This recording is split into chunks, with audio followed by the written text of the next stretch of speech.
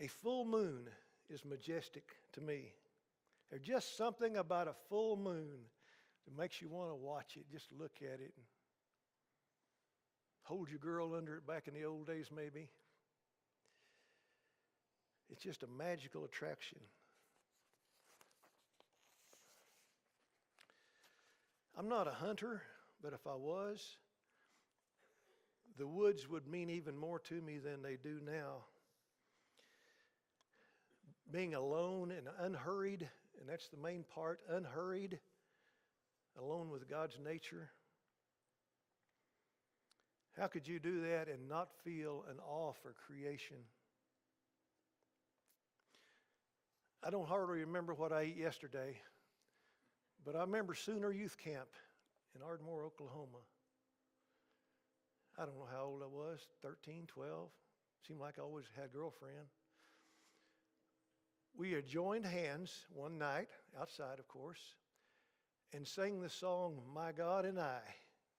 And every time I hear that song, I just get chills, My God and I. And I can think of the majesty of God's creation.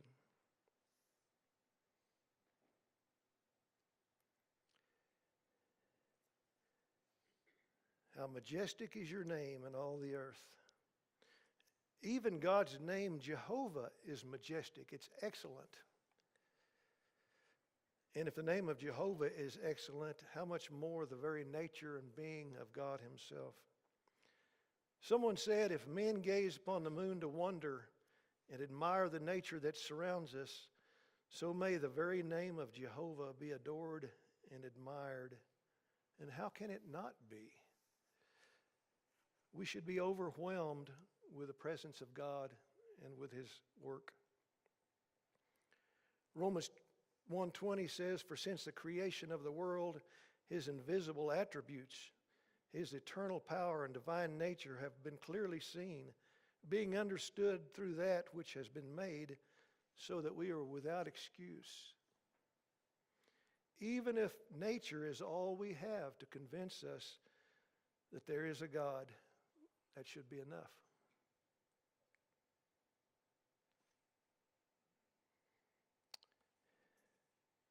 You have set your glory, second half of verse 1, you have set your glory above all the heavens. God has glory, but aren't we God's glory also? Aren't we destined to be set above the heavens? And we'll see more of that in verse 5.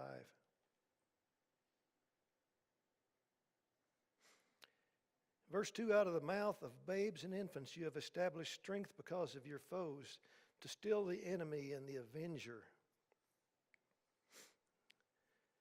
When I read that, I thought of 1 Corinthians 1:25, which tells us, because the foolishness of God is wiser than men, and the weakness of God is stronger than men.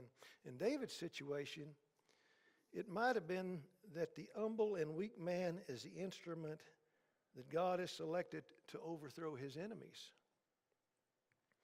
Like the young boy David did to Goliath, and like the young man Jesus did to Satan. Back when I had my fever and was reading Judges, and I came across the story of, who was that? Gideon. Story of Gideon. And I've tried so hard to make it a short story, and I just can't do it. But maybe I can figure out a way. It's in Judges 6, verse 1.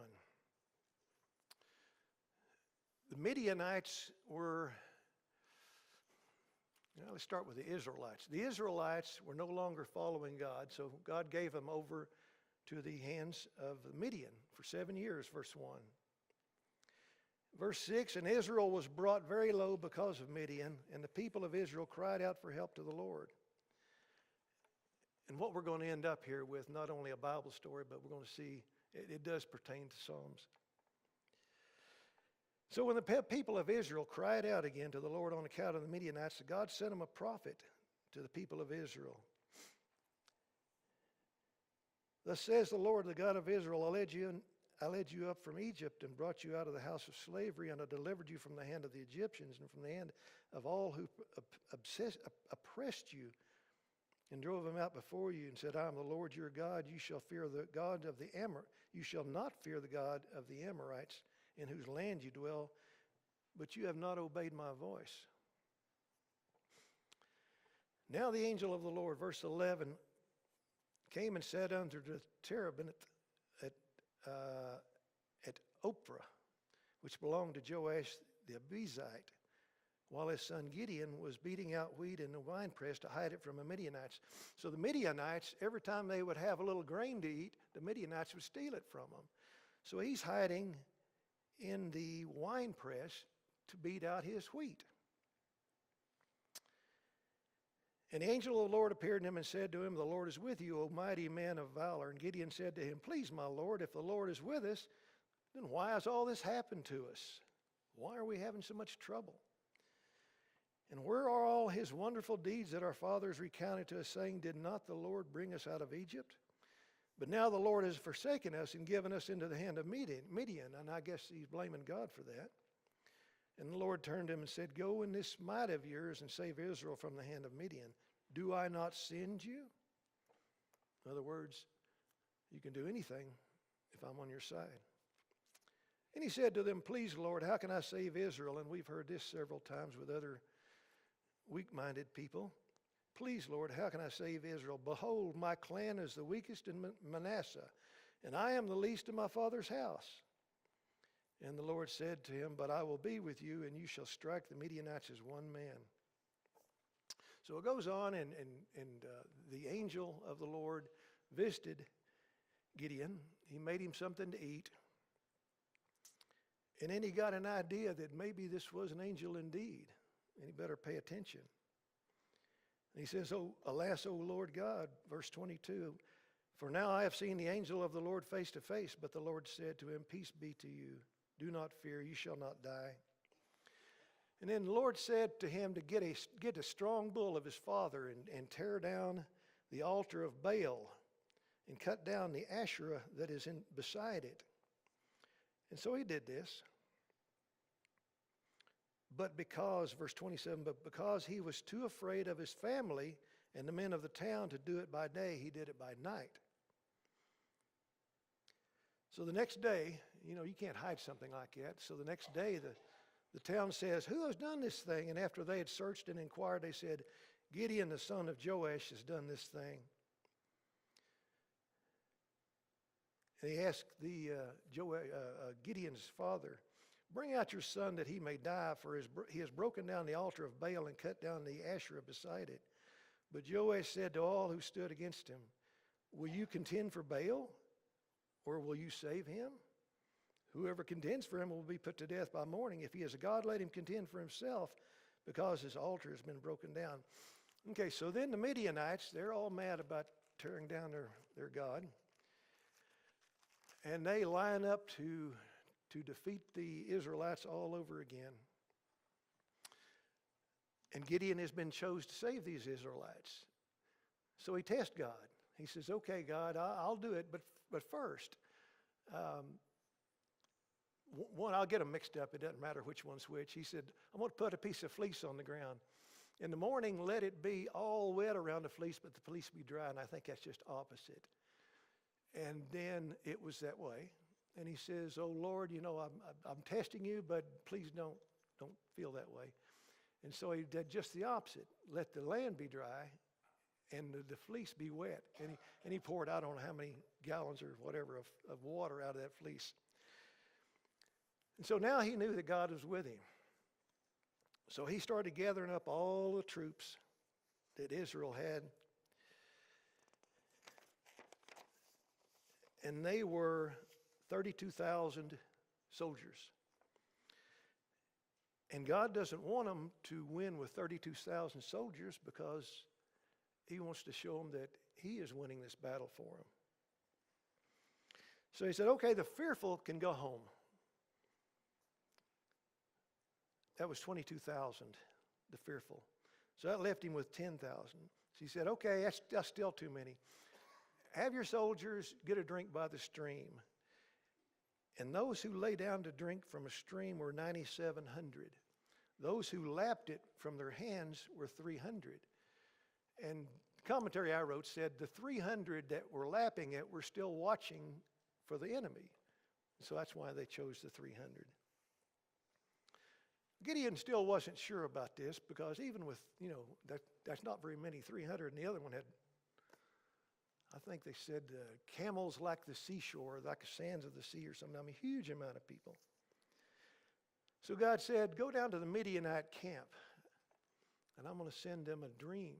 And the dream was that a cake of barley bread tumbled into the camp and came to the tent and struck it so that it fell and turned it upside down. And by the dream, they gave credit to Gideon, these Midianites did, and knew that God had given the Midianites into his hand. So he takes his 300 men, divides them into 3 companies, gives them each a jar with a torch in it and a trumpet. And they get on 3 sides. And when they're all set, at the second watch of the night, when everybody's asleep, they break their jars, which exposes the torch, and they blow on their horns. And they said, the Lord, let's see, a sword for the Lord and for Gideon. And in 7 verse 22, the Lord set every man's sword against his comrades and against all the army. And the Midianites fled, and the Israelites were chasing them and gathering up all their neighbors to chase them even farther. So that's the story of Gideon. And the point was, out of the mouth and babes and infants, you have established strength because of your foes. It doesn't take God too much to still the enemy and the avenger. Verse 3, when I look at your heavens, the work of your fingers, the moon and the stars which you have set in place, what is man that you are mindful of him, and the son of man that you care for him? Again from David's past. May have been as a shepherd that he's writing this, out in the pasture at night. The sheep are all laid down. Everything's calm. It's just David and God and the outside and the stars. Sitting outside in the dark gives you a chance to contemplate and meditate on God's work in the heavens and how small we are in comparison. But when it amazes me in an airplane, so you're up so high that you don't see anything. And then as you start coming down, you start seeing big old squares of dirt, people's farms and ranches. Come down a little farther and you start seeing these little tiny things in their cars, and keep coming down. You finally see the little ants that are humans. And I'm thinking to myself, God is way, way, way up there. How can we be anything but an ant to him? An insignificant ant at that. But we're not. Verse 3 says, when I look at your heavens, the work of your fingers, nearly all the time when we're hearing these words, it's the work of your hands. Wonder why the work of your fingers here? Could it be that God is using a skill versus strength? The strength in his hands, the skill is in his fingers? Any thoughts there? When I look at your heavens, the work of your fingers, the moon and the stars which you have set in place. What is man that you are mindful of him, and the son of man that you care for him? Rawlinson said of Psalms 8, this psalm is one of thanksgiving and praise. It contemplates man as God's creation and expresses awe at the position God has given man with regard to the earth and all the things therein. He said that God, who had made the heavens and set his glory on them, should have regard for man and visit him, and not only so, but give him so lofty a position, so exalted a destiny, is a thought that is well nigh overwhelming. Considering God's great powers and works, we should be amazed that God even notices us. And David himself is amazed that God would condescend to bless us and consider us. Our finite minds cannot comprehend the immenseness of God. We have trouble comprehending the Trinity, how God and Jesus and the Spirit are one. Who can tell me where Jesus came from? Came from God. Can you tell me? Can you explain that to me, though?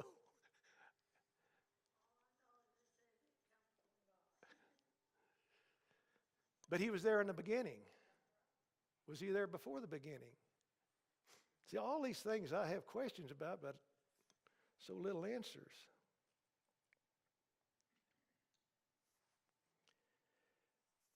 Verse 5, you have made him a little lower than the heavenly beings and crowned him with a glory and honor. You have given him dominion over the works of your hands. You have put all things under his feet, all sheep and oxen, and also the beast of the field, the birds of the heavens, and the fish of the sea, whatever passes along the paths of the sea. The Septuagint says a little lower than the angels. You have made him a little lower than the angels in verse 5. And you have crowned him with glory and honor. What does that mean?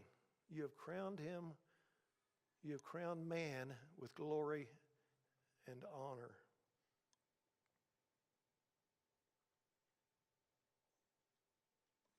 Anybody? You have crowned him with glory and honor. If we live right, then God feels like we're righteous and there's glory and honor there. But we got to live right. Were we one of God's greatest achievements, do you think? Yeah. Must have been, huh?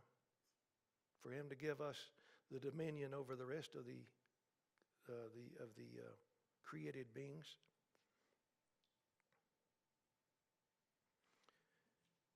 If I was looking for a new home, the realtor might say, this pool is this home's crown and glory. Or maybe this view is this home's crown and glory. Or maybe a child has become a world-famous surgeon and the parents consider that all the expense they have was now worth it.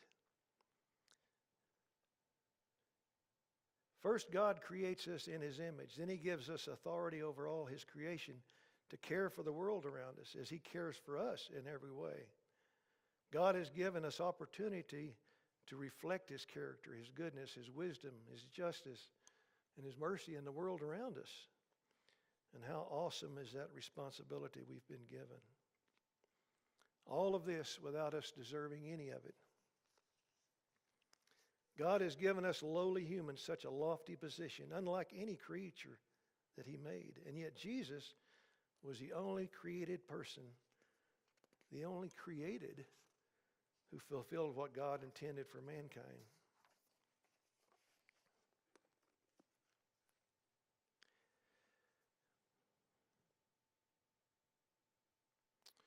Verses 6 through 8 came from Genesis 1:26, that all things are under man's feet.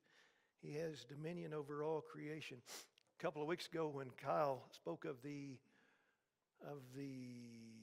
Christian evidences, I said, you missed one, Kyle. One you shouldn't have missed because you love the ocean. And it comes right out of verse 8. Verse 8, the birds of the heavens and the fish of the sea, whatever passes along the paths of the seas. There was a man in 1840s who heard somebody speaking this. His name was Matthew Maury. He was a Marine captain, Marine officer. And when he heard this, the paths of the seas, it intrigued him. And that was his life work from then on to prove that that was in fact true. He became known as the father of oceanography because of his work studying navigation and meteorology and winds and currents. He studied thousands of ship's logs and charts, and in 1847 published a wind and current chart of the North Atlantic, where when the ship's captains followed him, then they cut hours and hours and hours off those trips. Yes, sir.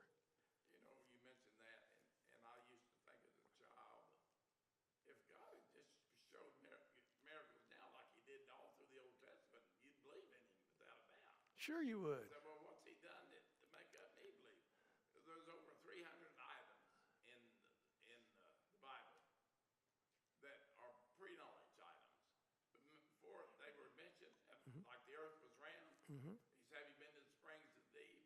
There's over 300 things. And he told all about what was going to happen to Jesus, and it happened. I mean, before man could know that. I mean, those are, I call those 300 miracles. Man, we knew, he wrote about them before man could ever dream that was true. When he said the earth was round, even the Romans thought it was on the back of an animal, and the Japanese thought it was on the back of some fish or something. I mean, it's crazy, but they had all those ideas when God said the truth. And you I wonder, wrote a book on it. I used 170 of them. I've got pre-knowledge facts that verify the Bible. wow, I didn't know there was that many. There's over 300, but I wrote 170 some that I found right quick. All of them science? Now, All of them from science? from science, Science? well, I mean, if you wouldn't call it science, maybe about Jesus and what in the Old Testament years before it happened, that happened to him like it said it would. Now, that if you call that science, well, but there's some of them that you might call science, like I said, the earth was round, hung on nothing. When men thought it was flat and set on some kind of animal. So, I mean, it was written long before that. Before we found out it was like it said. It talks about the reflection of the moon, reflecting light.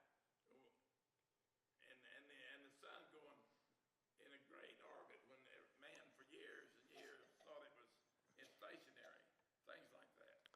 That might make a good class, Wade. Well, I mean, you know, yeah, I could do it. That's what I You would could. have done if I had. You could do it, couldn't you? All right. These paths of the sea were rivers. They were either cold rivers or hot rivers with cold rivers with hot water on either side, or hot rivers with cold water on either side. But they were a fast-moving current, I guess, to get See, where. that's another one, just like the things I'm saying, it would be a fact that before man ever dreamed there was paths of the sea. Talks about it, see. Gave the Bible a little more validity. That's what this guy did. Tom Waycaster said that some lessons about God in this chapter. His name is excellent and glorious. How detestable is the thought that men drag the name of God through the dirt in total irreverence. He said his glory is even above the heavens. He said the heavens are the product of creation, not evolution, and that he is the creator of man. We know all that. And then he said some lessons about man. He is a product of God's creation. He is the object of God's concern and affection. Number 3, he has been given a dominion over the works of God's hands. And number 4, he has the obligation to be thankful and grateful and to give God the praise for his divine love and blessings. And I guess number 5, to take care of this earth that God has given him dominion over.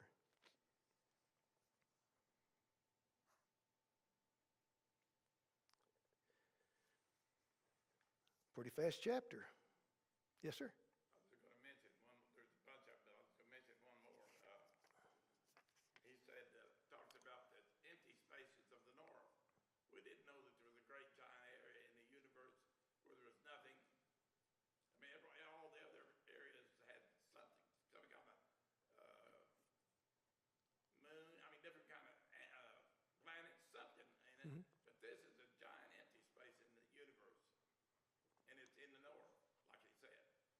We learned that when we were able to travel and do that kind of stuff, you know. Do they have a name for it? Oh, I don't know who the man does. He may have a name, I don't know. But it is an empty spot. It probably has a name. Maybe just called the empty space. It's just like the Bible called it. Not the black hole or something like that. Yeah. All right, Psalms 9. First half of Psalms 9, David was talking about deliverance from his enemies. The second half was deliverance expected in the future. And the fundamental message was that all men and all nations stand before God. God blesses those men and nations who fear him. He punishes and will punish wicked men and bring wicked nations to destruction. God will not bless a nation that turns away from him. And it's got to make you think, how much longer will we have the freedom that we enjoy today if we continue to slide, spiritually speaking? Yeah. 9, 10, 11 months ago, I saw someone I'm talking about on TV, and they said that now somewhere between 6 and 7% of the people are married women, men. I didn't realize that. I think a lot of it's like in California, but I don't know where all of it. But the morals, That's disobedience when God said they'd go to hell in Sodom and Gomorrah. But anyway, the reason I remember this so strongly is because the lady said, that's just fine, whatever people want to do. Nothing wrong with it. And I thought, oh my God. just trying to get along, huh? Yeah. Sometimes you got to make a stand. We keep going that direction, you're right. Our values are going down. Our spiritual knowledge is going down. We used to be if you want to know something, ask somebody in Church of Christ. Our acceptation of sin is increasing. How can we reverse this? How can we reverse this? I don't know if we can, but we need to do more preaching, but trying to get more people in the church. But I've talked to my neighbors on every side, and I haven't gained any of them, so I don't know. You got to get back in the Word, for one thing. Do what? If we used to be known as the walking Bibles, but we're not anymore, maybe, got to get back in the Word. It is so easy to just live life, I guess you say, without any real, when you're teaching a class, you're responsible to that class. You are studying all the time that you possibly can. When you're not teaching a class, you got other things that come up that you can do without studying for now. So if you want to increase your knowledge, commit to teaching the class, Wade. That'll bump you on up there. Turn off that TV. You remember Ron Ingram? He was in prison, and he got converted. That's right. He was going like I did, and a lot of us, the members here, went and taught, and he was converted and came. You see, he did a lot of good. He did a lot of good. Verse 1 of chapter 9, I will give thanks to the Lord with my whole heart. Again, we talked about our whole heart last time we were here. I will give thanks to the Lord with my whole heart. I will recount all of your wonderful deeds. I will be glad and exult in you. I will sing praise to your name, O Most High. David was so joyful over his deliverance. Who was that talking? Just had a talk. Maybe it was Sunday. Maybe it was. Anyway, talking about how those who were raised in the church didn't appreciate what they have as much as somebody who wasn't raised in the church. David Hendricks has said that over and over. And I think that's true. But David knew who was delivering him from his enemies. He said, recount all his wonderful deeds, and we need to do that also as much as possible. Think of all that God does for us.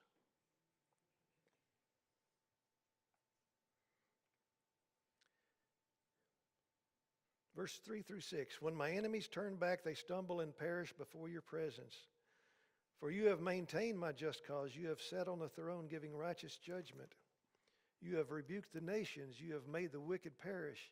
You have blotted out their name forever and ever. The enemy came to an end with everlasting ruins. The cities you rooted out, the very memory of them has perished. You're talking about Sodom and Gomorrah. Where are they now? Could you even find them on a map? They're gone. You have rebuked the nations. You have made the wicked perish. You have blotted out their name forever and ever. There's peoples out there that were peoples at one time, and their name is not even a name anymore. The enemy came to an end in everlasting ruins. Their cities you rooted out. Their very memory of them has perished.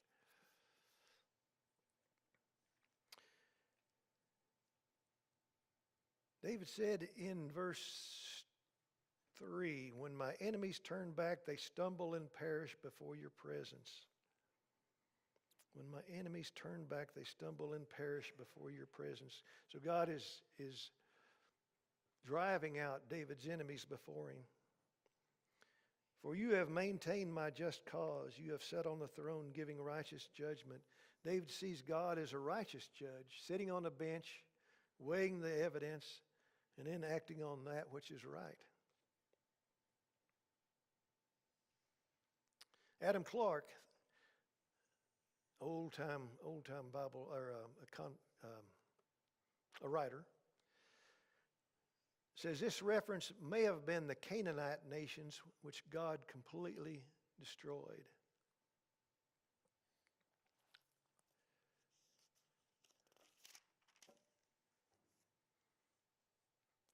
Verse 7, but the Lord sits enthroned forever. He has established his throne for justice, and he judges the world with righteousness. He judges the peoples with uprightness.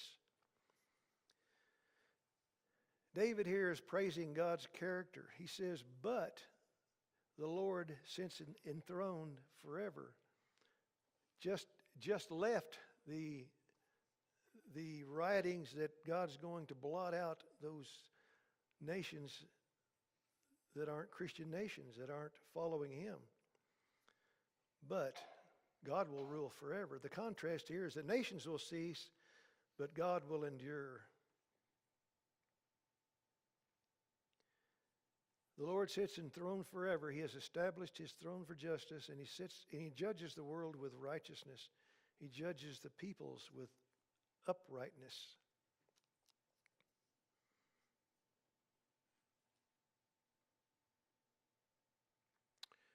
He judges the world with righteousness. Verse 8, he judges the peoples with uprightness. What does that mean?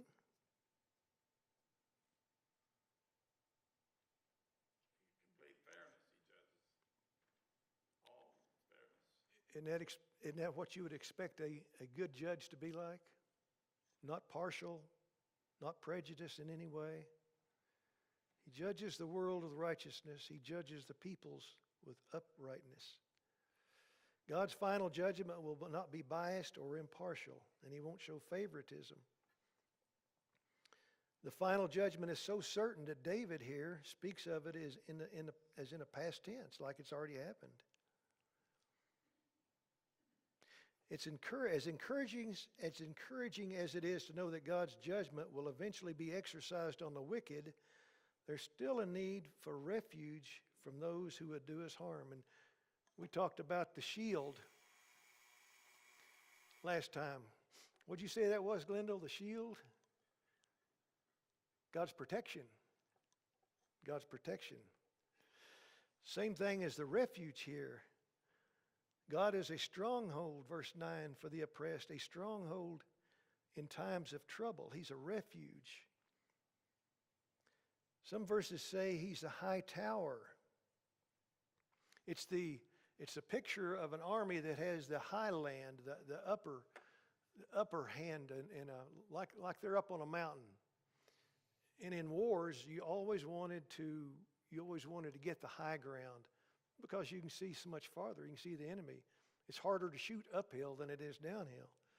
So they're always trying to capture the hill.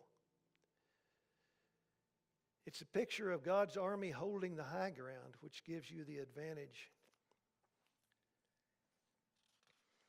Verse 10, and those who know your name put their trust in you. For you, O Lord, have not forsaken those who seek you. What's this mean? Those who know you, your name, put their trust in you. Who doesn't know God's name? Who in the whole world wouldn't know God's name? Is that what that means?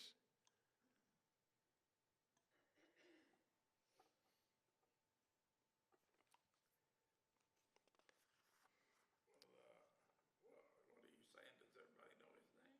No, I'm saying what does verse 10 mean? He says, and those who know your name put their trust in you. Yeah. Those who know your name. Believe in different gods. Okay, but those who know God's name put their trust in him. Yeah. Why is that? Because he's proven himself all the way through. And like I said, through miracles continually. And on top of that, like I said, I've got that book.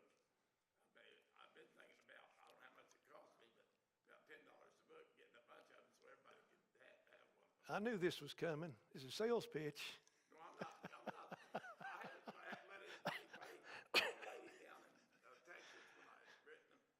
She said, I am paying you. Okay. But no, I just gave the others out. Did that help your faith to write that book? Did that help your faith to write that book? Oh, I think it probably did because I looked at so many things that I hadn't thought of, that God had said ahead of time. To know God's name, is that to know God? Think so? Even better to be known by God?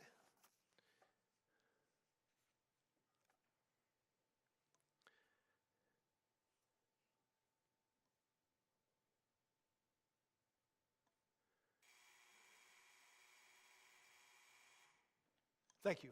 We'll start there next time. Good place to stop.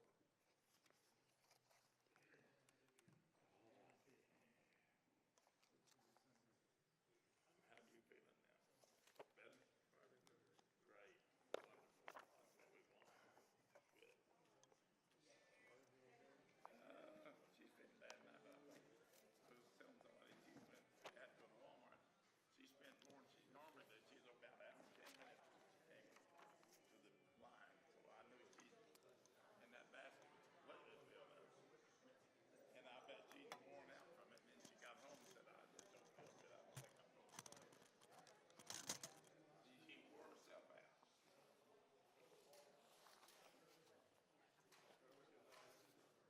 All right, great. Y'all later.